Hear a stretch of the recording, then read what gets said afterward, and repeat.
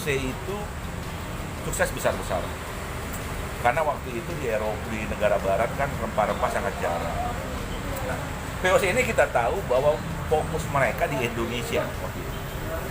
Di tanah Nusantara waktu itu belum ada Indonesia, ya, yang artinya sekarang menjadi Indonesia. Mereka melakukan eksploitasi terhadap pemilik lahan. Lahannya diambilin dengan cara diijon, gitu. Itu sistem yang mereka lakukan waktu itu. Kemudian pada saat ada bursa saham, VOC masuk.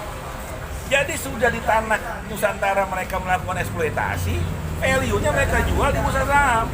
Nah ini sama sebenarnya, formatnya hanya berbeda. Mereka melakukan ya eksploitasi pemilik aset tangible untuk membentuk sebuah nilai, perolehan nilai sebuah aset intangible. Dan sekarang mereka mau IPO. Sudah, gitu loh. Grab bahkan duluan di Nasdaq. Nah inilah yang mau kita pertanyakan. Apakah kita mau dijajah? Apa langkah-langkah yang akan saya lakukan ke depan? Ya, sebenarnya kan ya harus ada upaya internasional. Artinya, kalau saya bilang presiden itu harus sudah lebih menyuarakan kepada rakyat internasional bahwa ada common interest dengan globalisasi ini. Bahkan kalau perlu kita nyatakan bahwa Pancasila adalah satu-satunya solusi, ya mungkin dari segi ideologi yang ada di muka bumi, satu-satunya ideologi yang bisa menyelesaikan konflik globalisasi ini. Karena Pancasila itu didirikan, ya ada berdasarkan kepentingan. Jadi harmonisasi kepentingan antara kepentingan pribadi dengan individu ataupun golongan, antara suku yang Batak sama suku Jawa, suku Manado. Artinya ada harmonisasi kepentingan kan, begitu. Nah inilah yang harus diupayakan sama negara. Kalau enggak, wah ini kacau. Kacau.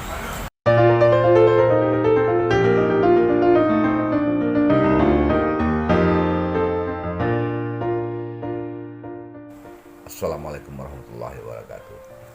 Saya baru saja berdiskusi dengan seorang pakar hukum yang mengerti banyak tentang dunia digital. Namanya Saudara Sagu Agustinus Simanjuntak. Beliau juga seorang aktivis ojol. Dia memperjuangkan hak-hak ojol agar dapat diberikan lebih baik lagi ketimbang yang terjadi selama ini. Tapi ada yang menarik dari statement beliau ini yang menurut saya juga setuju ya. Ada istilah yang disebut dengan digital landlord, tuan tanah digital. Dan Saudara Sagu mengatakan kepada saya bahwa prinsip-prinsip atau tata cara kelola manajemen yang dilakukan oleh Gojek atau sekarang sudah berubah nama menjadi Gojek Tokopedia tidak berbeda jauh dengan apa yang telah dilakukan oleh VOC pada abad ke-16.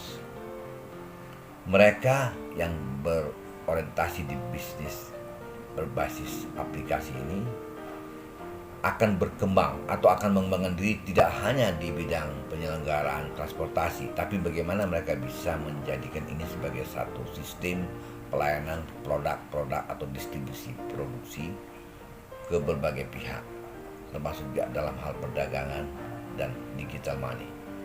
Tentu ini akan menyangkut kehidupan orang banyak dan kita tidak mungkin membantah ini adalah sesuatu yang tidak bisa dihadapi. Tapi ini sudah kenyataan. Yang jadi masalah sama kita adalah bagaimana menyikapi perkembangan teknologi aplikasi tidak menjadi sebuah teknologi yang mengeksploitasi. Seperti kita ketahui saat ini ada 2 juta lebih pengelola ataupun driver ojek online yang bergantung nasibnya dengan sistem aplikasi Gojek. Dan mereka ini semuanya harus berjuang dengan susah payah untuk mendapatkan setoran setiap hari. Sementara mereka harus menyisihkan 20% dari setiap pendapatan mereka. Nah, dalam hal status mereka sebagai mitra, mereka tidak punya berbuat apa-apa. Mereka tidak bisa mendapatkan fasilitas apapun. Mereka disebut mitra, tapi mereka wajib memberikan sebagai pendapatan mereka hanya karena mereka memiliki aplikasi dari Gojek. dalam status hukum ataupun perundang-undangan kita, Gojek selaku pemilik aplikasi atau aplikator justru ikut juga menyelenggarakan sistem transportasi umum, baik roda 2 atau roda 4. Nah, di sini kita melihat ada distorsi daripada status. Nah, di satu pihak kita melihat nasib para penggojek yang selama ini sudah semakin tertekan karena wajib melakukan pembiayaan terhadap modal, sementara Gojek dengan hanya aplikasi tidak memerlukan apa-apa tapi mendapatkan kompensasi dalam berupa komisi. Ini jelas dua kutub yang bertolak belakang. Nah, inilah yang dimaksud oleh Sagu Agustus Nainggolan Simanjuntak sebagai bentuk kemitraan yang tidak balance. Dan jika pemerintah atau regulator berpikir serius untuk menangani masalah ini bisa menjadi bom waktu. Memang kita kemarin melihat ada satu situasi di mana Gojek, Tokopedia mendaftarkan sahamnya dan menjual sahamnya di Bursa Efek Indonesia. Dan mereka menyisikan 315 miliar lembar saham. Yang kalau kita 319 miliar rupiah yang nilainya sekitar 900 juta lembar saham. Dan jumlah ini diberikan secara cuma-cuma kepada para driver ojek yang sudah berdedikasi sejak 2010 sampai 2017. Dan ini tentu tidak sesuatu yang luar biasa menurut saya, karena dari 414 miliar lembar saham hanya 900 juta yang disisihkan kepada mereka, dan ini pun berstatus seri A, yang artinya tidak punya hak di dalam pemilikan sahamnya oleh mereka yang memilikinya. Nah, hal-hal seperti ini harus dibuat transparan.